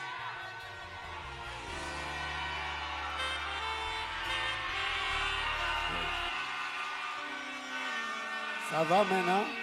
Unenea sasa. D'accord. Nzuri. Maintenant, Sasa ce qui reste, kile kinabakia, maintenant c'est Rachel. dada Rachel, Vous prenez votre voile ici, bebe ile panzia yako ile, vous le mettez sur l'épaule droite unaiweka palibeka ya mkono ya kume de Frère Yannick. ya nduku Yannick. Allons-y.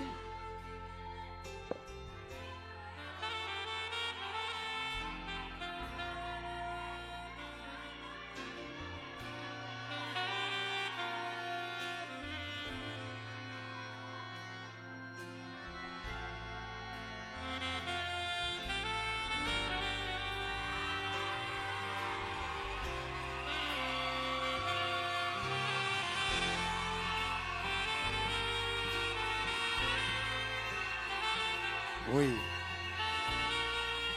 Ça va. Veuillez les applaudir. Mubapigie mikono.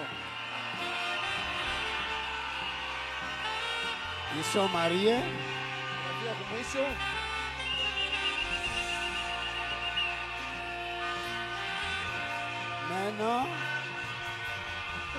Maintenant, Sasa Frère Yannick, nduku Yannick, approchez-vous de la sœur Rachel.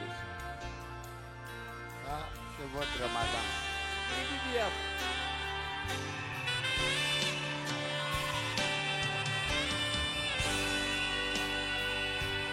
D'accord.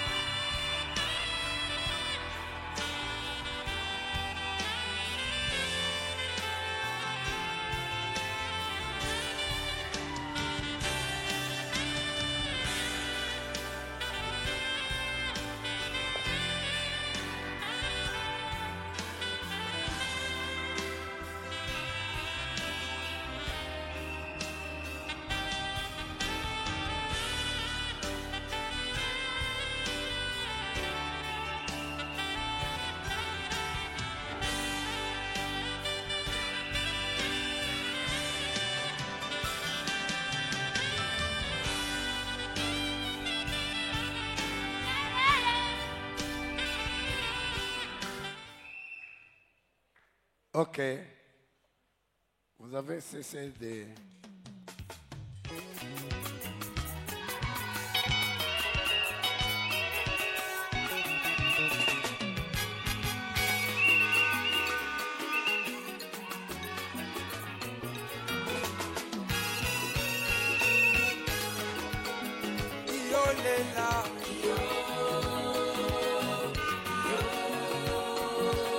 Ça pardait.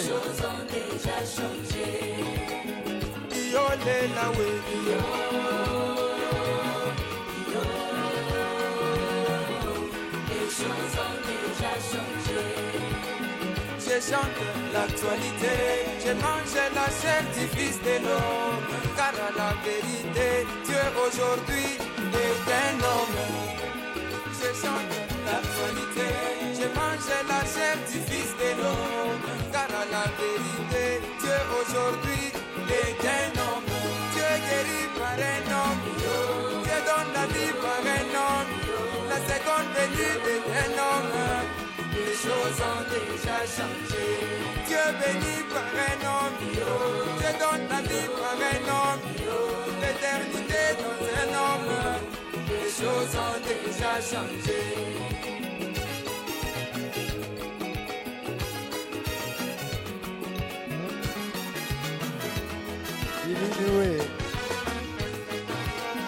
Moïse le prophète, quand il a voulu aussi voir Dieu, s'était crié, j'ai vu le dos comme celui d'un homme.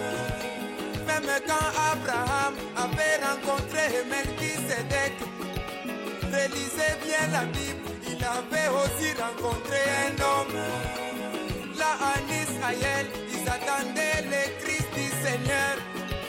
Quand il est apparu, les Juifs ont tous vu un homme qui pouvait le dire avant qu'Abraham ait vu moi je suis. Un homme qui pouvait dire de nombreux péchés te sont pardonnés. Les pardons en ces temps-là, on les recevait par un homme. La guérison en ces temps-là, il fallait aller voir un homme. Même quand Ézéchiel avait regardé dans l'éternité, il avait vu le trône sur lequel était comme une figure d'un homme. Dieu peut être touché par les sentiments de tes infirmités. Or pour qu'il soit touché, il faut d'abord qu'il soit un homme. Dieu guérit par un homme. Dieu donne la vie par un homme. La seconde venue est un homme.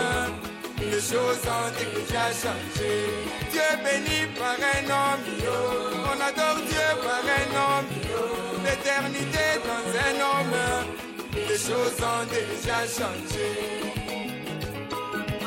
Laissez-moi vous dire que la parole se développe. Amen. Un homme en Amérique a vu Frère Branham passer sur la route. Il a salué, Branham a accepté en ôtant son chapeau. Et cet homme la nuit est allé prier en disant ceci: Seigneur, j'ai prié et j'ai prié juste pour te voir. Dieu lui a répondu: je suis passé devant ta parcelle. Tu m'as salué et j'ai ôté même mon chapeau. Le chapeau de Branham était devenu chapeau de Dieu. La veste de Branham était devenue la veste de Dieu. Par le mariage, la femme porte le nom de son époux. Laissez-moi vous dire qu'il en est de même dans le spirituel. William Branham, en se mariant au Seigneur Jésus, mais bien-aimé, Branham lui-même est devenu Madame Jésus-Christ.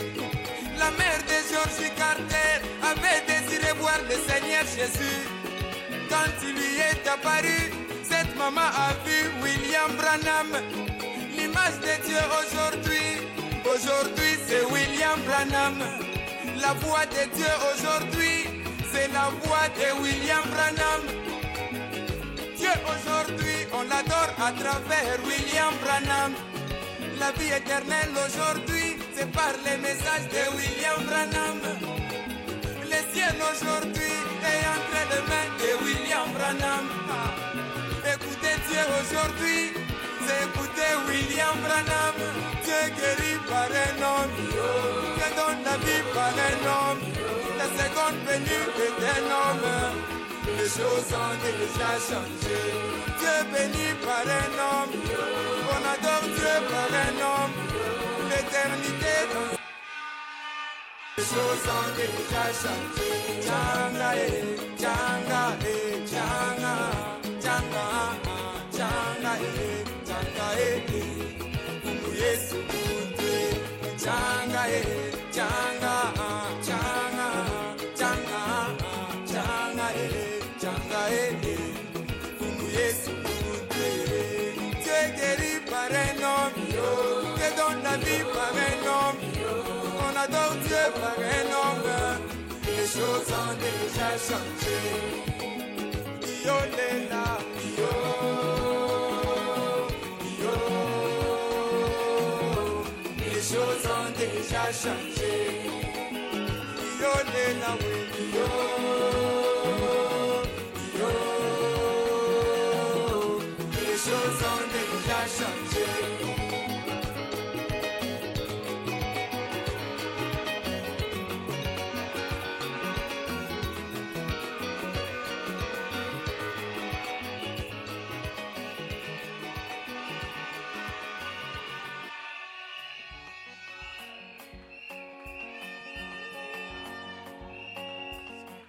Billy Newey.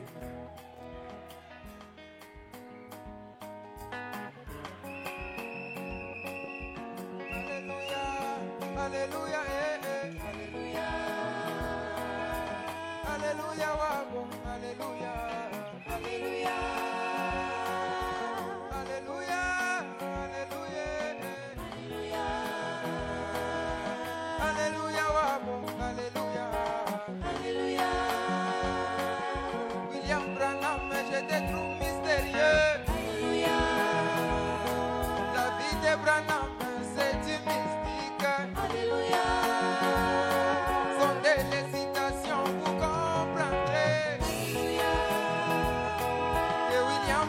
Branham n'était pas ordinaire.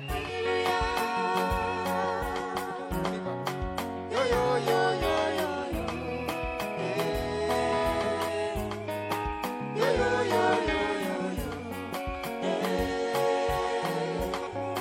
Yo yo yo yo yo yo. Billy Dewey. Ça va parler. Alléluia. Ça va parler. Gloire à Jésus. Alléluia. Sondez les citations, vous comprendrez. Alléluia. Que William Branham n'était pas ordinaire. Alléluia. Yo yo yo yo yo yo. Yo yo yo yo yo yo. Yo yo yo yo yo yo. Yo yo yo yo yo yo. Alléluia. Gloire à Jésus. Alléluia. Sondez les citations, vous comprendrez. Alléluia. Que William Branham n'était pas ordinaire. Alléluia. Yo yo yo yo yo yo. Yo yo yo yo yo yo.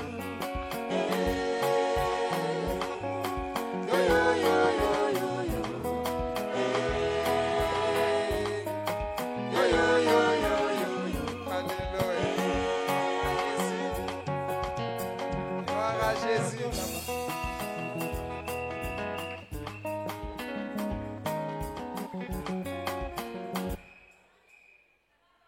Billy Dewey.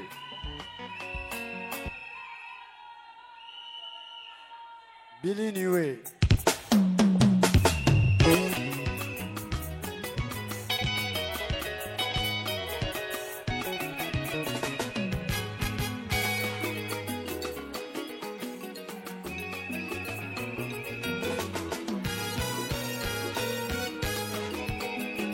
Yo lela.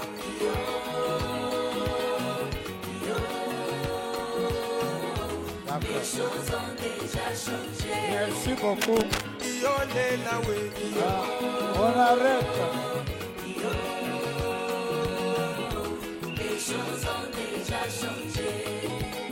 Je chante l'actualité, je mange la chair du fils de l'homme, car à la vérité, Dieu aujourd'hui est un homme.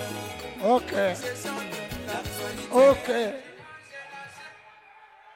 Maintenant, on arrête par ici. Sasa tunashimamia hapa, On va continuer dans la marche, n'est-ce pas? tubatendelesha ni mumwenendo. Donc, je crois que la marche, c'est toujours Billy, n'est-ce pas? Nazania mwenendo ni mpaka bili, C'est toujours Billy Dewey. ni mpaka bili ni we, Il faut que ça puisse barder, n'est-ce pas? inapasha biwake basi. Oui. Maintenant,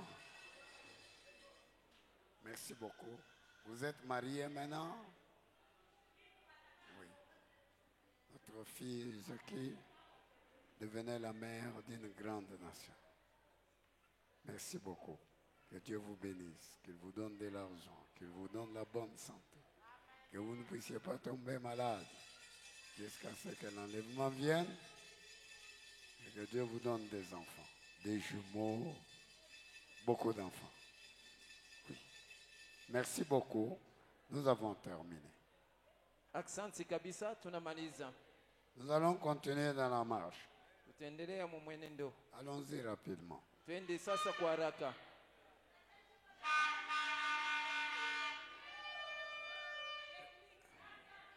Billy Dewey.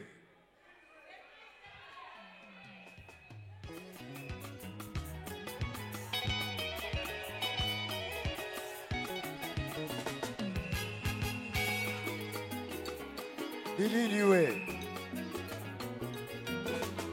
Ça va partir. Yo lela.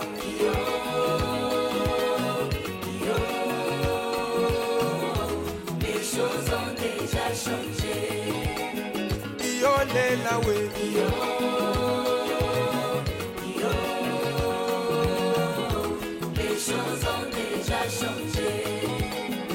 je chante l'actualité. J'ai mangé la chair du Fils de l'homme, car à la vérité, Dieu aujourd'hui est un homme. Je chante l'actualité. J'ai mangé la chair du Fils de l'homme, car à la vérité, Dieu aujourd'hui est un homme. Dieu guérit par un homme, Dieu donne la vie par un homme. La seconde venue est un homme. Les choses ont déjà changé. Dieu béni par un homme, Dieu donne la vie par un homme. L'éternité dans un homme. Les choses ont déjà changé.